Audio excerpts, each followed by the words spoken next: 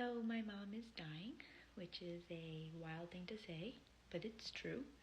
And one of the strangest experiences of this whole ordeal has been how many hilarious moments there have been along the way. So I would like to share some of those with you. When it became clear that what was going on was pretty serious, it turns out she actually has CJD, which is a devastating degenerative illness. She turned to us and in a French accent, quoting the film My Father the Hero, said, "I'm dying now?" We've been saying that quote for years. Never said it where we meant it, but honestly, slay.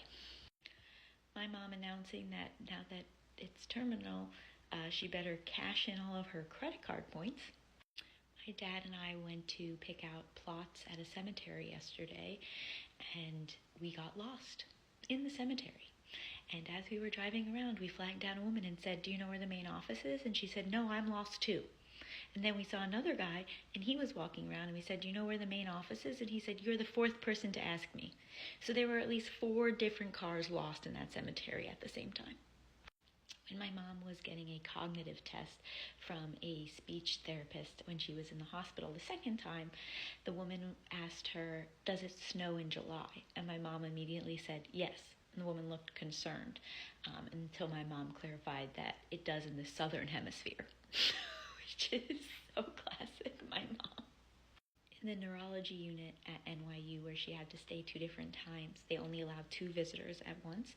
And so my dad both times managed to sneak in from the ER so that they didn't know he was there.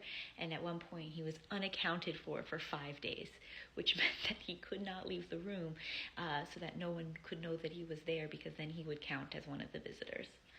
So unaccounted for 5 days has got to be the title of something. And finally, her first symptoms showed up as her elbow being weird. She hit her elbow, and then her arm started moving on its own, and it was concerning, but we thought it was just like an elbow problem. So she went to an orthopedist in Los Angeles, and the orthopedist was just so cavalier and was like, "Yeah, that'll heal. Come back in 4 to 6 weeks if you're not better." And then my mom the other day went, "Yeah, I should show up and be like, okay, I'm back. I can't walk or talk, but I waited those 4 to 6 weeks."